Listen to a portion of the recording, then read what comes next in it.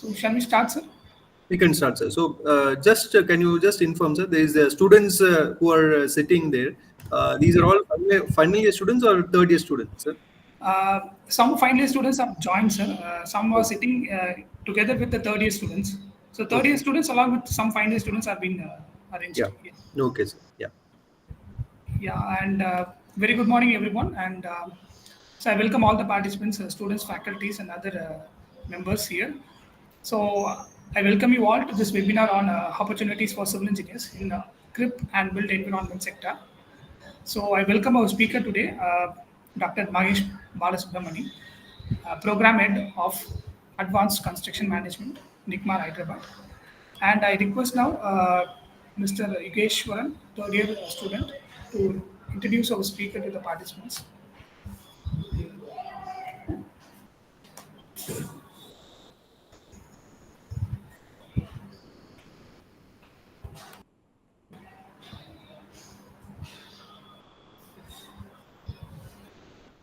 Good morning, everyone. To introduce speaker of this session today, Dr. Balasubramani Mahesh, Head of the Department of the Flagship Program of NICMA, Advanced Construction Management, who holds a Doctor of Philosophy and a Master's degree in Construction Management from IIT Madras. He is actively engaged in collaborative research on BIM with Imperial College London and IIT Madras. A part of his doctoral dissertation involved research on the 6D BIM implementation in the Nagpur Metro. He was also engaged in the joint exercises on BIM with University of Kent. As a practitioner and former employee of L&T Construction, he was engaged in integrating BIM for non-design functions. His other research interests pertain to project organizing, mega project management, circular construction, and infrastructure performance improvement. Over to you, sir. Yeah. So thank you for the introduction. Okay. And with respect to Chennai is concerned, I'm not a stranger. I was born and raised in Chennai. I did my UG in Velammal. Okay. And my PG I did at IIT Madras. Then I worked with L&T in Mumbai, and I came for PhD back to Chennai. And then after that, I'm here at NICMAR, and now I'm the head of the department of this advanced construction management at NICMAR University of Construction Studies. So now NICMAR is a university. Okay? So NICMAR University of Construction Studies, Hyderabad. And so we'll get started with the session. And so in my session, it's not just fully about slides. I have some interesting videos, I believe. Okay, so which will sort of give an idea of what is the role or maturity of the construction industry right now, okay, and to what level they have been working. Okay. And let me share the screen, okay, and then we'll get started.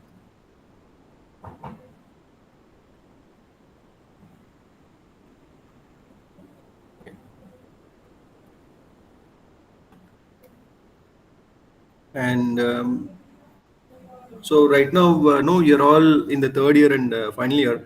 You must be thinking that no, you don't have good job prospects in construction. Some of you may think so. Okay, while others, your friends in IT and other sectors, or friends in other departments, okay, you may feel that no, their sector is booming and they have a lot of opportunities in those sectors. Okay, and that's not completely true. Okay, and in India we have a lot of construction projects. Even in IT there can be a recession. Okay, in construction we never have had a phase of recession so far. In 2009 recession, recently also whatever is going on, never we have any sort of recession in construction. And always year on year, the budget that's meant for infrastructure development by the government has been steadily increasing. And so this sector is the second highest growing industry, and it has received the second highest foreign investment. And in this, many subsectors are also there. The real estate sector also is growing. But the question will be, okay, why aren't these opportunities coming to me. Okay, you'll be worrying that okay, so if at all you are getting a job, say in Chennai, some developer is there, Basham Construction is there, or Jain Housing is there, or Casa Grande is there. Okay, they may take you as GETs. Okay, because you are from SVCE, they may take you as GETs, and other college students don't even have that no stand that chance. Okay, and no, if you ask the salary of GETs in these companies, they'll tell 15,000, okay, and maximum say 20,000, and no, and then your friends from IT will be earning a lot. Okay, and but this was not the case no sometime back. Yeah, say if you put the rewind button, go back 15 years, no 20 years back, these construction companies came to SPC. So because SPC was one of the options in my counseling as well. So these construction companies came to SPC, many other colleges. They used to do mass recruitment from each college. They'll take 50, 60 students. They'll take, and entire orientation every year they used to do for thousands of students in many batches. These construction companies did the orientation.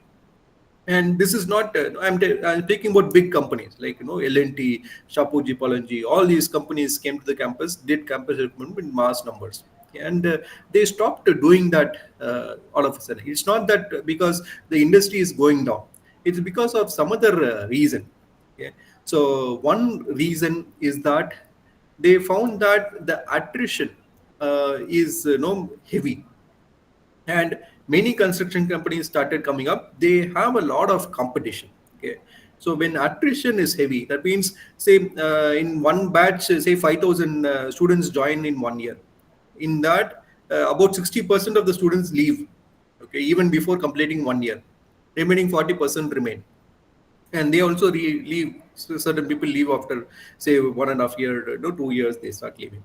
So these companies are making an investment on you, right? They are training you for so many months, and all these efforts are going waste.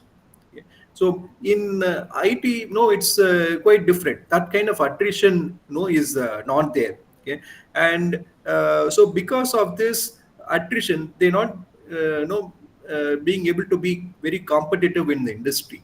Yeah, by just few lakhs, they are missing thousands of crores of tenders. These companies are missing. Okay.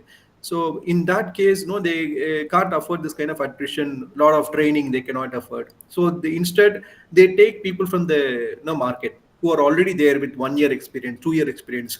Now they know, the companies know that they are going to stay in the construction field. 1 year experience people, if they are applying to these big companies like L&T knows that these guys will stay. Okay, attrition for them will be very less. First reason. Okay. Second reason is that so those people who are taken as GETs, they are put as site engineers. Okay, and site engineers, to become a site engineer, it doesn't need to be a BTech civil engineer. Even a diploma civil engineer can become a site engineer. Okay? When you go and work as site engineer, say in Basham or Casa Grande or any other these developing companies, you can see diploma people also be working in parallel with you. They'll also take the same salary as you. Okay? So to become a site engineer, BTech is not necessary. Okay? And then your question would be, then where do BTechs fit in? So in IT industry, there is a structured training module. Okay, so they'll train you for 6 months, or even before you go to the job, in the fourth year itself, they'll take for internship or training, and they'll do the training. Structured training will be there, and then they'll and for them, what they learn in BTech is what they do. They learn programming in BTech. They do programming in the job also. But in construction, it is not like that. Okay, so once you enter this construction, there are various departments. Planning is there, quality is there, safety is there, billing is there, contracts is there, procurement is there, MIS is there. So once as a GET, if you come inside to understand what and all is going on, okay, you will take a minimum of 2 to 3 years to get a full hang of how things work. Okay, and then you have to get knowledge of how rates are estimated. Okay, so how suppliers are appointed, Okay, how billing is done, how cash flow works, how working capital works. To understand that, it takes a lot of only slowly only you'll get that knowledge. Okay? But these companies, they want you to have this knowledge beforehand. If you have that knowledge beforehand, they won't put you as site engineers. They'll put you straightly in the planning department. They'll put you straightly in the procurement department. They'll put you straightly in the tendering department. Okay, that means you won't be a site engineer. You won't need to wear your hard hat and work in the site. Okay, you'll be having office-based jobs, and even if you're there in the site, it will be an office-based site job. Okay, that means you'll be in the planning office. Okay, planning department, you'll be there. So how do you reach that stage? Okay, that's what we are going to see. Okay, so there is BIM department as well, because all these other knowledge you have to get. Okay, and that is what industry is requiring. Okay, so you know that with BTech civil engineering, you can become a structural engineer, you can become a transportation engineer, no, you can become an environmental engineer.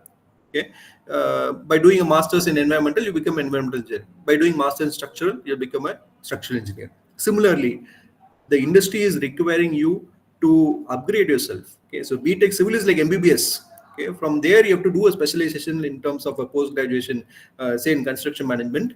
Get the specialization of construction management, and in that specialization you learn everything. Okay, and from there you are easy to train, and people will report to you. All the GETs, DETs in the site will report to you. Okay, and you then have this knowledge of various aspects, and you can work. Okay, that is the requirement of the industry.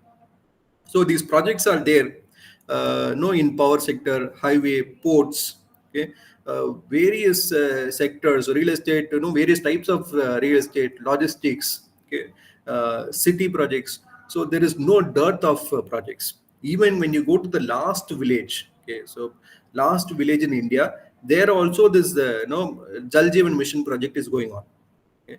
So, so much is the investment of projects, and there is no dearth of projects. So, Hyperloop, we are going to do, or high-speed rail is there. We are going to expand the high-speed rail networks. Metro, in many cities, metros are being built.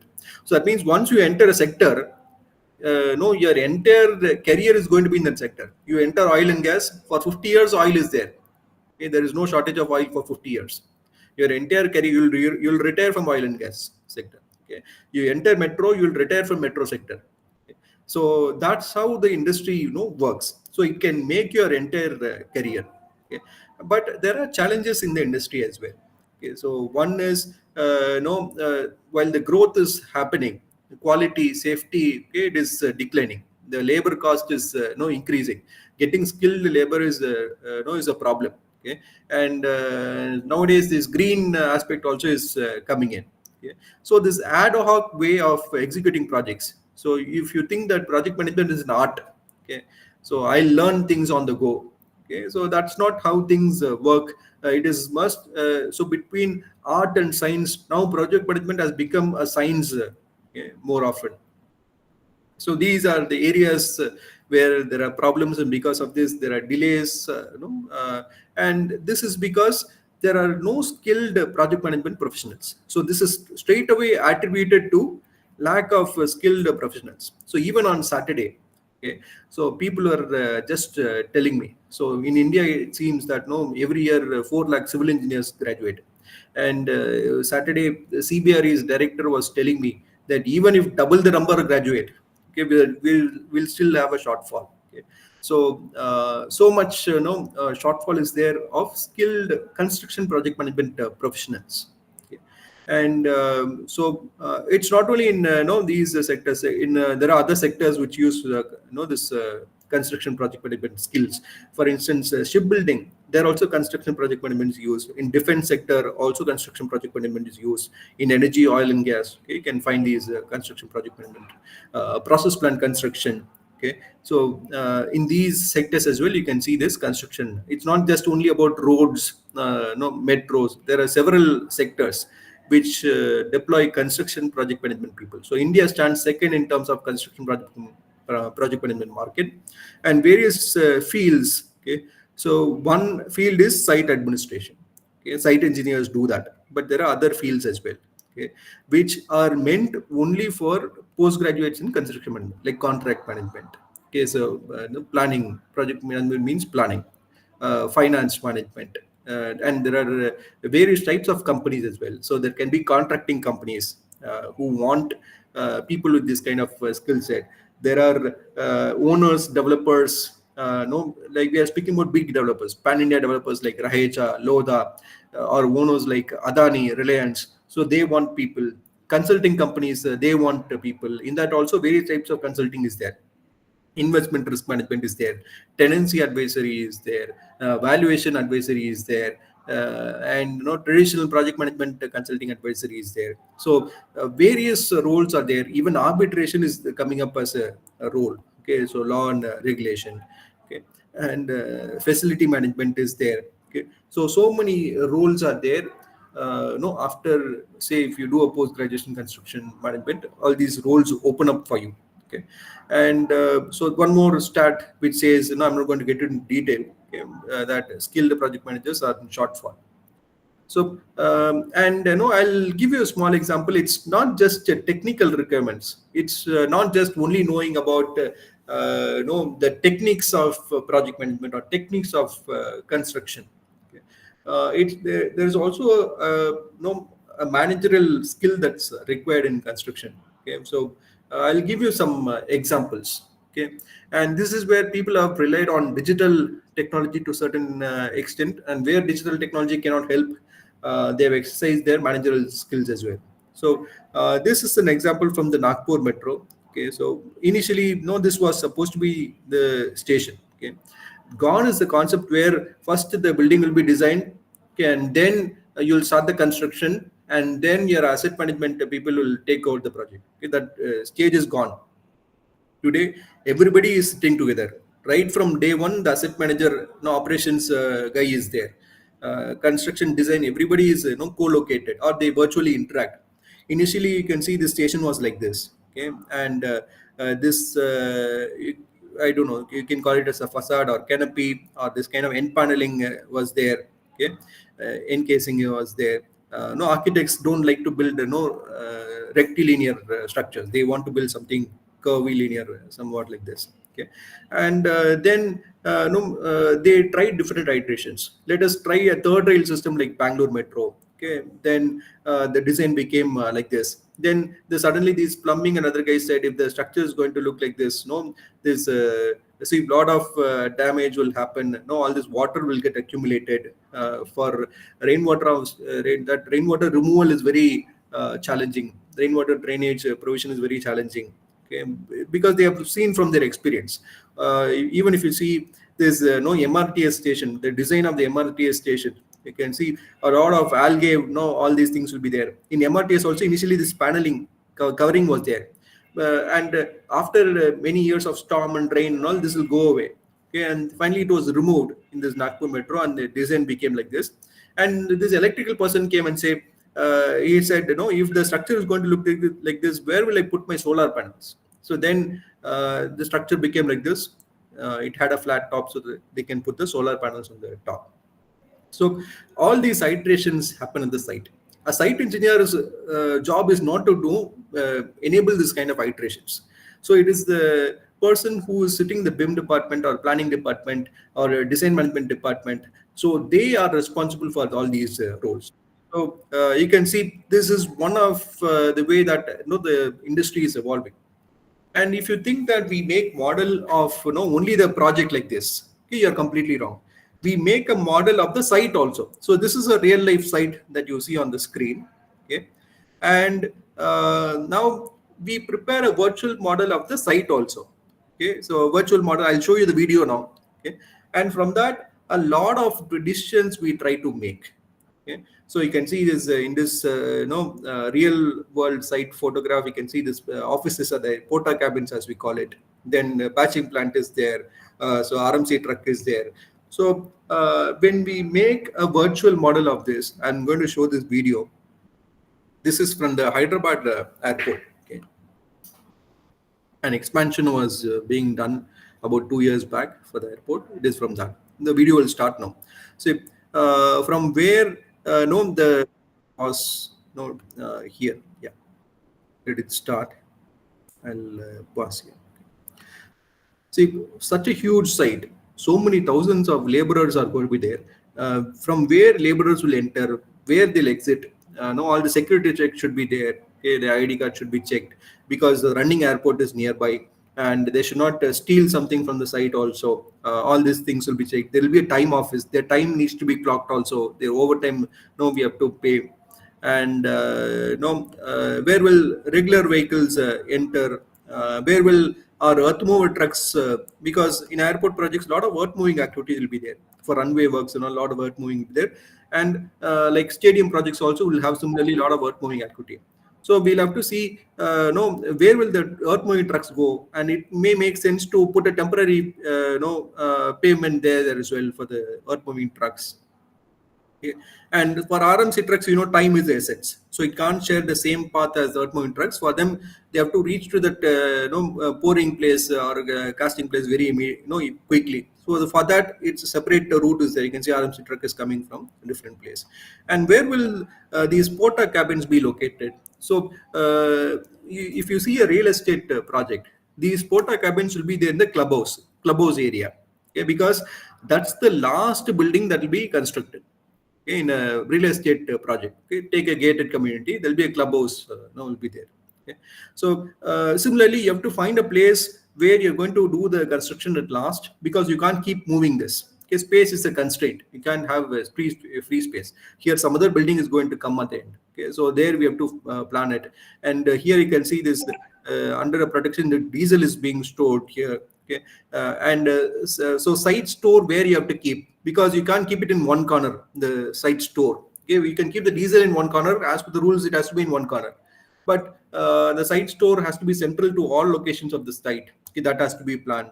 And where will this passenger workman lift will be located? That has to be planned. Whether this you see this equipment, right? Does anyone know the name of this equipment in the audience?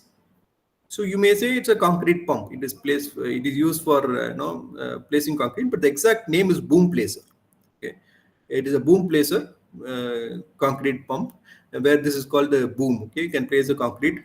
This comes from this chute here. Okay, and so whether this will have enough reach or not. In some cases, it may make sense to delay a part of this construction so that this will have a better reach. You can see this. Where will you plan this workman lift? If tower crane is there, okay, two tower cranes should not clash. So all this tower crane planning in the site, huge sites, there can be 8-9 tower cranes will be there. All the safety aspects also will be modeled, and so these kind of mobile cranes are there. Okay, so boom cranes are there. Now, where how whether they'll have enough space to lift and place it. All these things will be simulated. Okay. Now I'll go to the next video. Okay. This is of a very iconic project called Statue of Unity, which is there in Gujarat. Okay. And for the construction of this project and the design of this project also, the country's top political leaders, they were involved. And the country's top political leaders who hail from Gujarat also, they were involved in this project. Okay. And so I'll just show you, one of the things about this project. So this is the Statue of Unity. I'm pulling this up from Google Earth. So initially, the orientation of the statue was towards the road. Okay, and L&T had designed that. Okay, so because L&T, when they construct something, it should be visible from the road. Like be it a real estate project or whatever it is, it has to be visible from the road. Okay, that is the concept. Okay, and now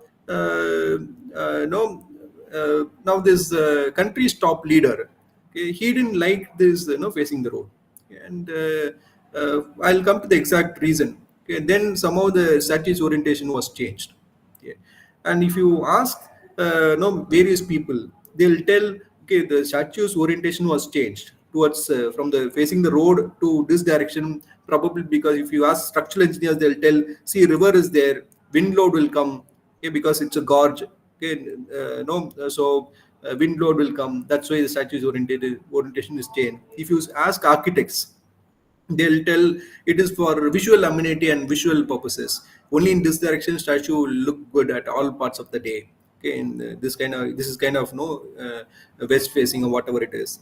And philosophers will say, okay, philosophers will say that no so the statue is right now looking in the west direction. Okay, that means they are facing the western country. So this is the statue of Sardar Vallabhbhai Patel. Okay, he is giving a strong message to the western countries saying don't come to India, something like that. Okay, but the actual reason was that, so L&T had shown the walkthrough and perspectives from Revit. Okay. In those who know Revit, you can take these camera perspectives, right? You can take the camera perspective, say from 500 meters, 1 kilometer far, and all. These perspectives were shown by L&T to the country's top leader, who also hails from Gujarat. Okay, and now he saw this very clearly. Okay, he asked L&T, so the statue will be very clear from the road, which is 1 kilometer far.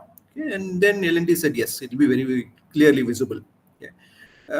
Then this leader said, no, I don't want the statue to be like that. Nobody should be able to see the statue from the road. Okay. And L&T was worrying. Okay, so when we build a project, it should be visible from the road. Then what is the purpose of building this statue? Okay. Then this country's top leader told, if the statue is very well visible from the road, nobody will buy a ticket from here. Say, ticket counter is here. Nobody will buy a ticket from here, come inside, and then see the statue. Yeah, from any point of the road or something, only the side of the statue should be visible. Yeah, unless they come to the front, buy a ticket and come to the front, the statue should not be fully visible. Okay. So that was the intent, and all these other philosophical values also should be satisfied. They cannot tilt the statue completely towards the river. Okay, it should face the western direction. It should give a message to the western countries. All that constraints also were there. Okay, wind load constraints also were there. Everything, keeping everything in mind, this decision had to be taken. Okay, and now Prime Minister then asked also, okay, how will the statue look like if I bring a Chinese president on a helicopter tour? How will the statue look like and all? Okay, so this then this video was prepared. You can see the helicopter view. This is a simple walkthrough only. It's a Revit walkthrough.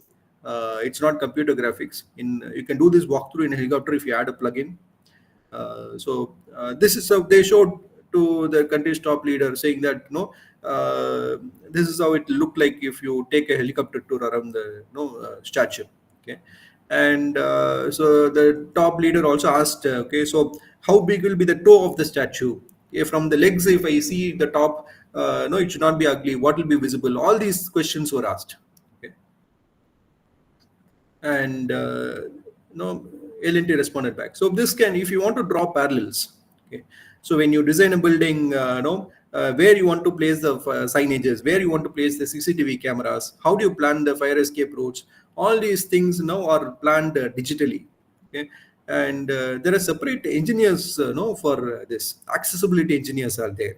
Okay, who plan the access and all these points. They plan and design. Okay.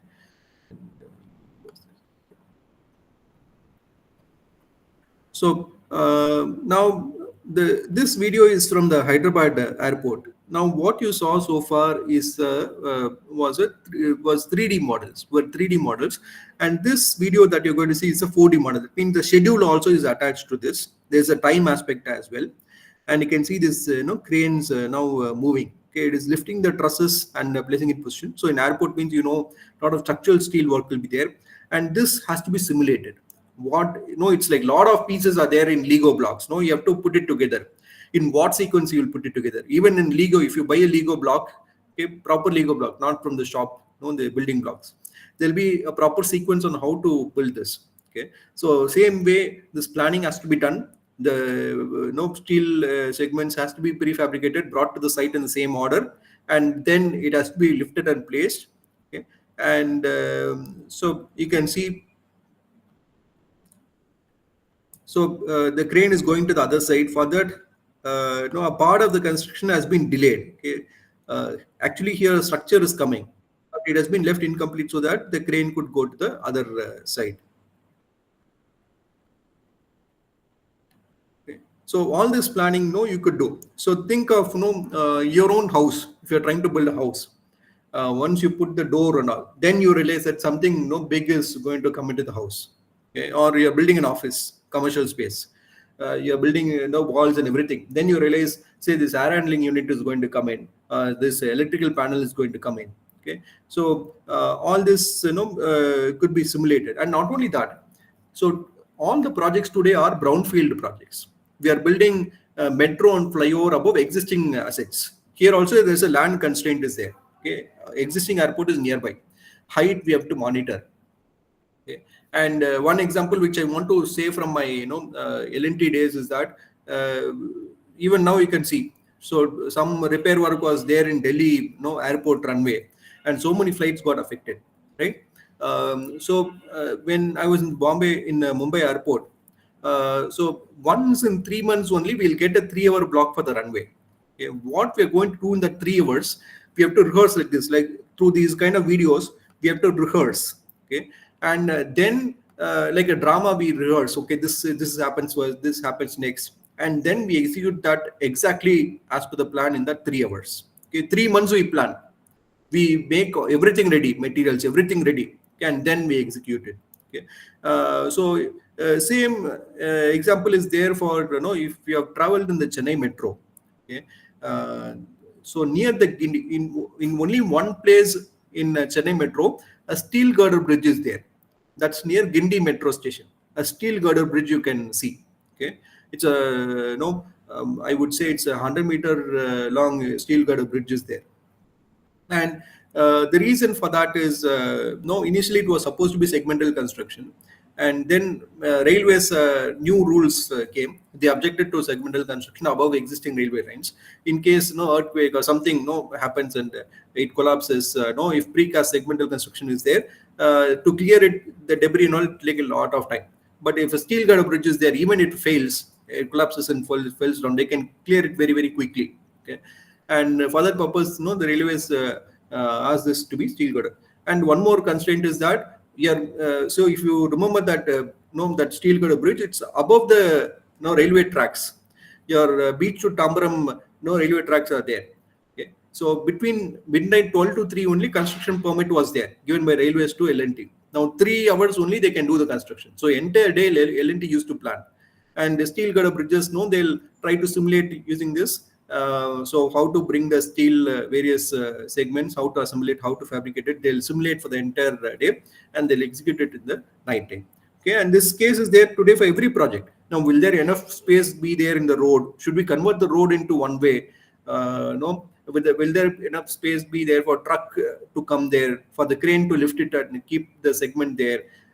Will the rolling girder go? Will it affect the nearby buildings? How much the clearance between nearby buildings and the structure?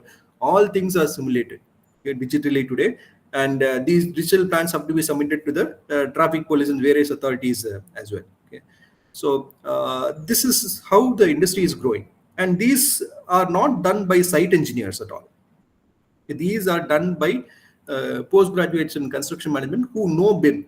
But if you think that by going to CAD center I learn Revit, okay, I don't need to do a post graduation, you're completely wrong. Okay, because the CAD center courses on Revit, it is meant only for draftsmen. Okay, and so for instance, if a typical column is there from ground floor till 4th floor, the draftsman will do a single column in Revit from ground floor to 4th floor. But a construction management person will not do that. He'll do it floor by floor because he has to link it to schedule. Okay, he has to estimate the quantities floor wise as well. Okay, so for construction management, it is required floor wise. So, in addition, these construction methodologies and all diploma people, draftsmen don't know. Okay, they don't know about planning. They don't know about methodology. They don't know about safety. So, plenty of things you need to incorporate when you do this kind of Revit models. Okay, so you can see. You need to learn all of this apart from digital technologies to get this kind of a knowledge. And in cricket, you have this run rate. Similarly, from the 4D models, we have this asking rate. So current rate of concreting is this much. What is asking rate? All this is coming from the 4D models. And when you enter a site, you can't see which one is on time, which one is delayed. Okay, so but when you make a 4D model like this, you can understand. Okay, so yellow is ongoing construction. No, blue is is going to come forward. This purple one is ahead of schedule. Okay, some other color is delayed. Okay, so that kind of simulation you'll get to see. There's somewhat similar to this. You can see the video will start now. And so the red means delayed, planned and delayed. Okay, yellow means precasting is going on, and green means completed.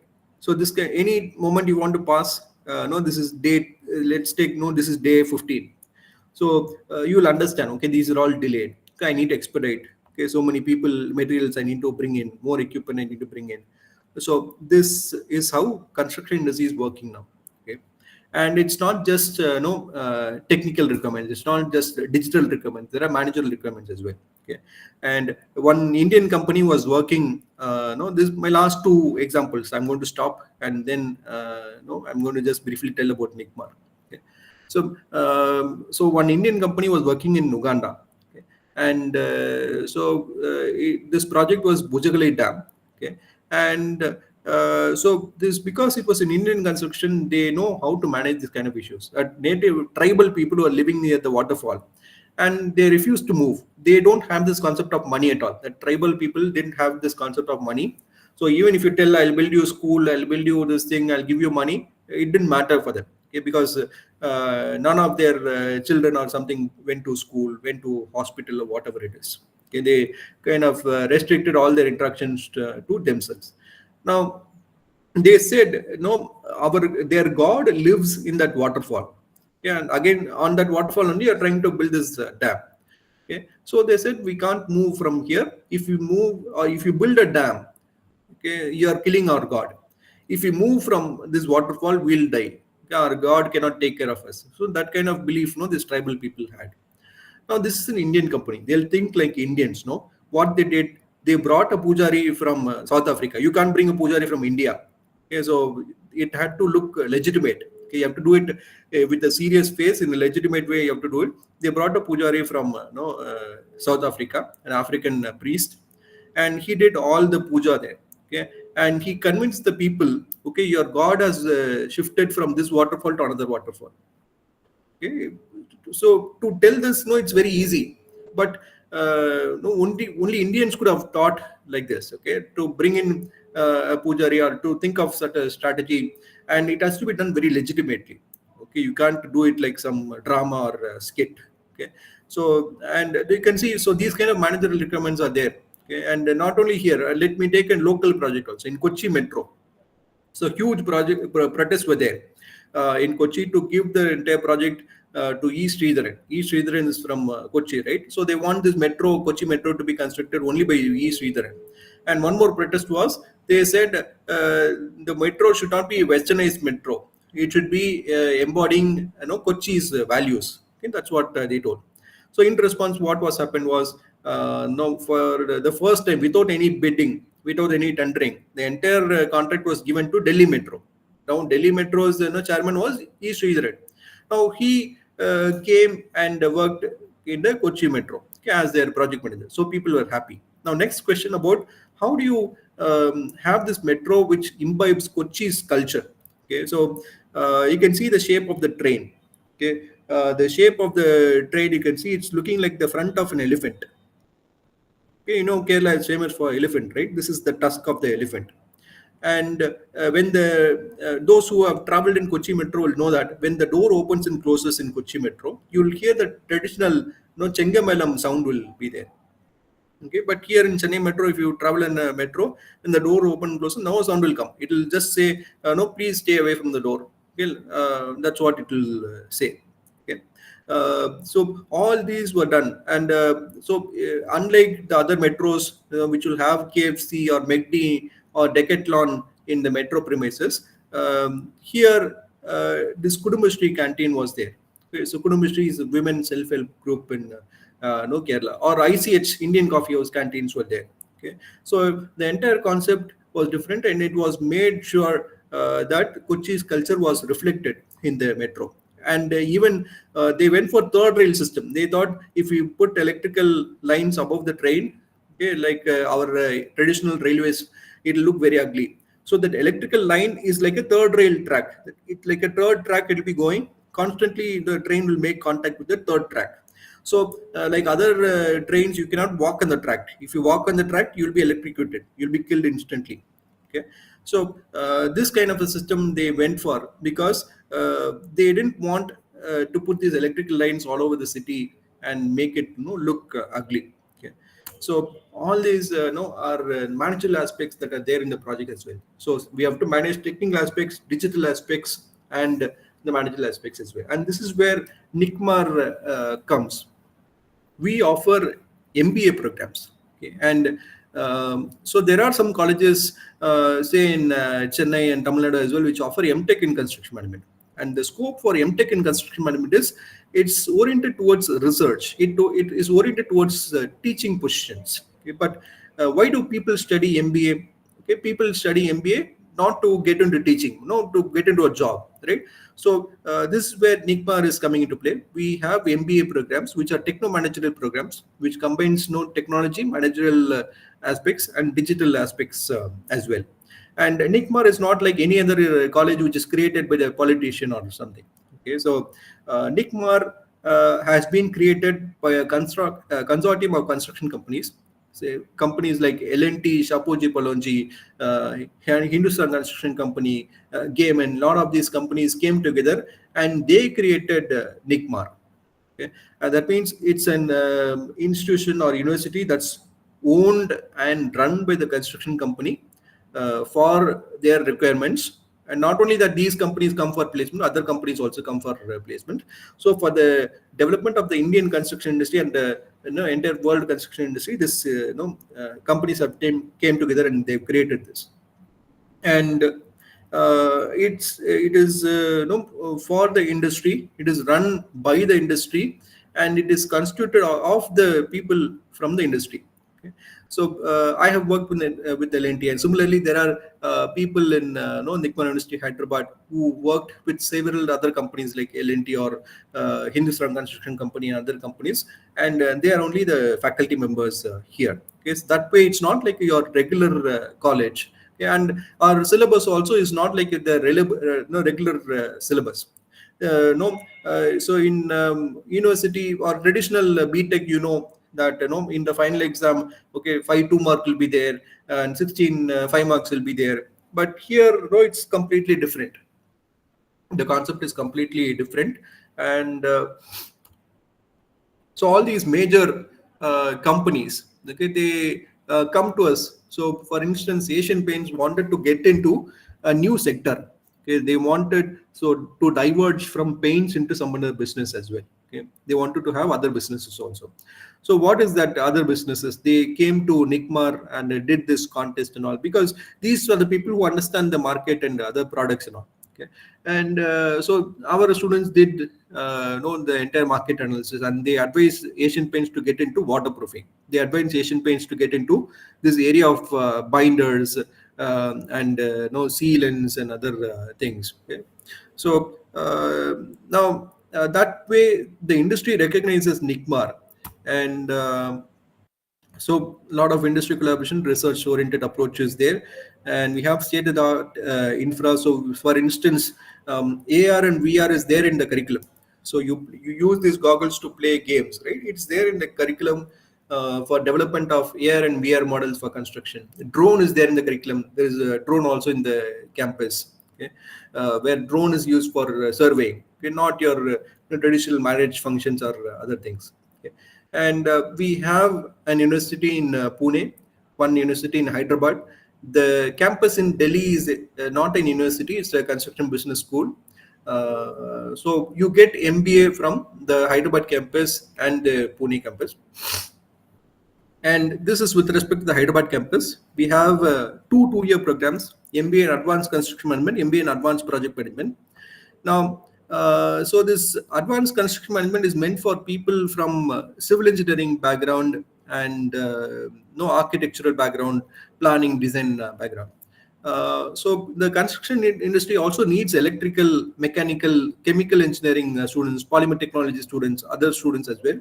So they study advanced project management.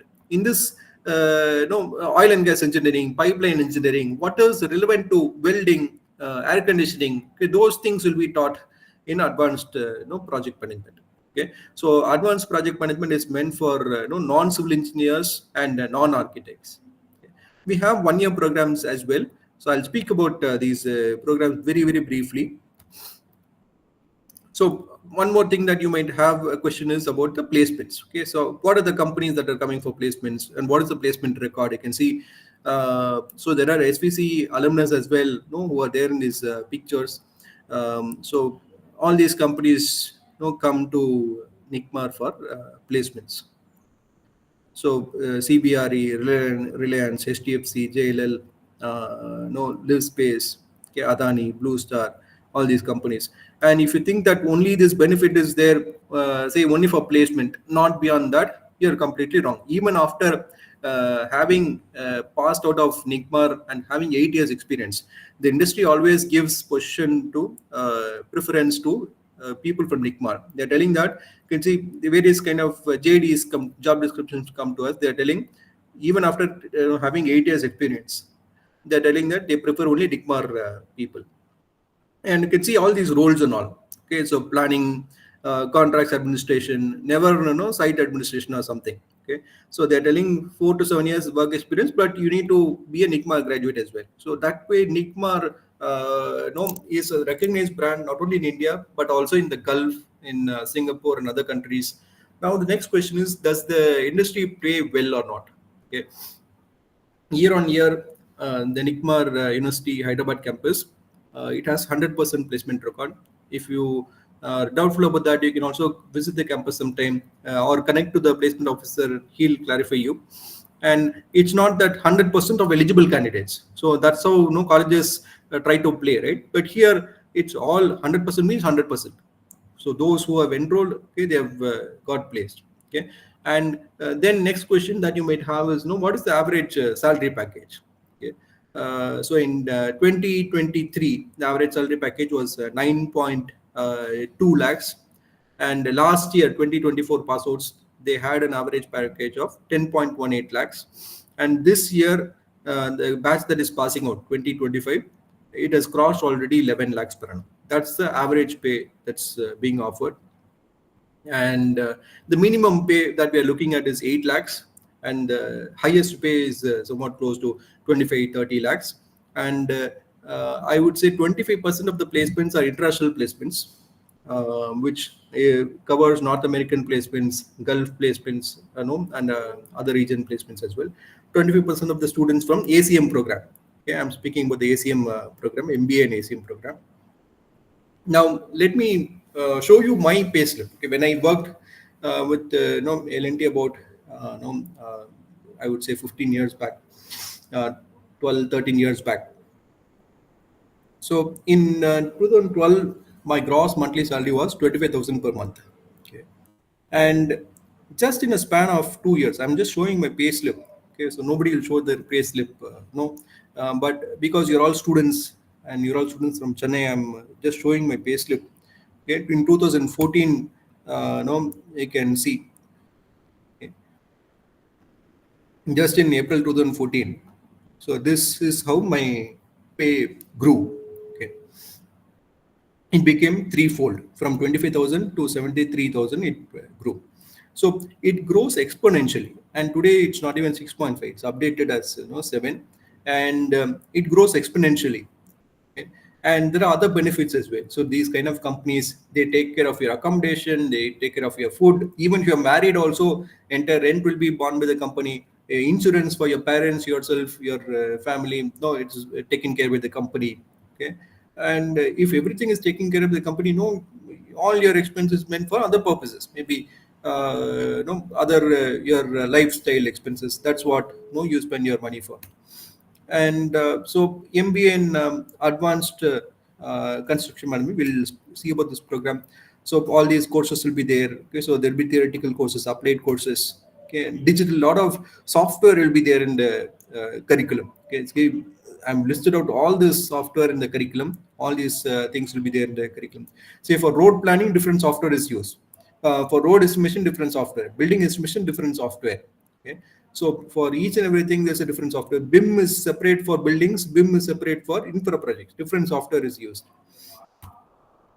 And there is a mandatory, a lot of site visits will be there. There's a mandatory internship, and institute takes care of your internship placements. It's not that you have to go and find for this no internship. No, institute takes care of internship placement, and our intern students also, they get a heavy stipend. Okay, it goes as high as 30,000 per month. Is our no stipend that our interning students get. Okay, and 60% of the students get these internship with stipends. Remaining 40% without stipend, they do the internship, and everything is arranged by the institute or university, and your placements also fully taken care of by the university. And the people who recruit, I've already told, contracting companies, owner developing companies, or consulting companies, logistics companies, construction software companies. I told about the advanced project management. It is for mechanical, electrical, chemical engineers for entering into oil and gas, manufacturing, other sectors. Okay. And it is also quite similar in curriculum. Okay. And this is 1 year program, and the scope is limited to quantity surveying only. Okay, that means they tend to work in the building department. They may not grow as a project manager or something, but it's a 1 year program, which is a postgraduate diploma. It's not an MBA program. Okay, it's a postgraduate diploma program. Similarly, we have 1 year program on safety. They'll become safety officers. They won't become no project managers. They'll become safety officers. That's the goal of this 1 year program. So this is the content about our fee structure. Okay. And if you access this QR code, it will give you the breakup of semester-wise fee structure, how much you need to pay for each and every semester.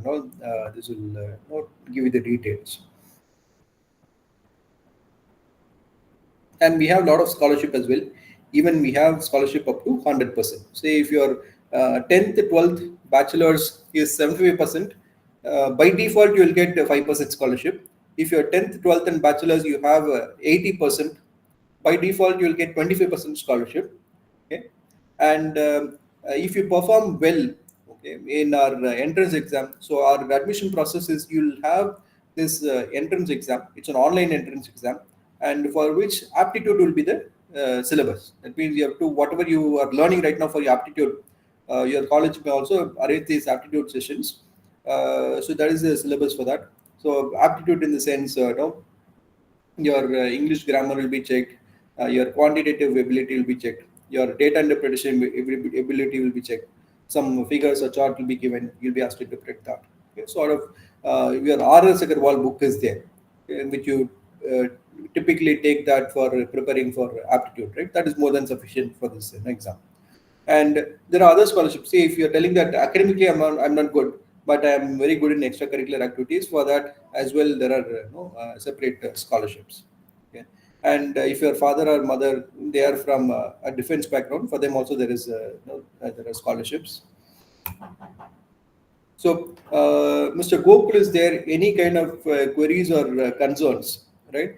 You may either ask Mr. Gokul, or you can also contact or reach out to these numbers.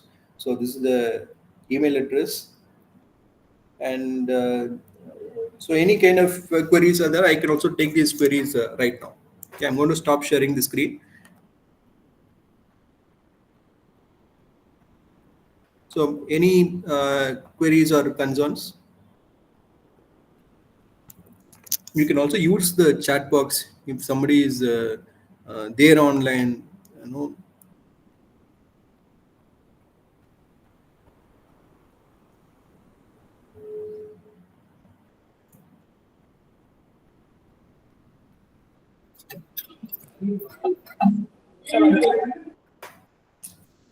If you have any queries or concerns. So I think there is no doubt. Okay. Hello. Yeah. So okay. So good. So at any point of time, in case you have any concerns, you can please reach out to Mr. Gokul. Okay. And so thank you so much for your time. Okay, you're all patiently listening to this for the past, I would say, 55 minutes or 1 hour. Okay. And I'd like to thank the management of SVC as well for giving this opportunity after so 3 years again to interact with you all. And sincere thanks to Mr. Vijay Vignesh, Professor Vijay Vignesh sir, and Kumada ma'am as well, okay, for organizing this. Okay. So thank you all. Okay. Thank you so much, sir. Thank you so much for your time. Thank you.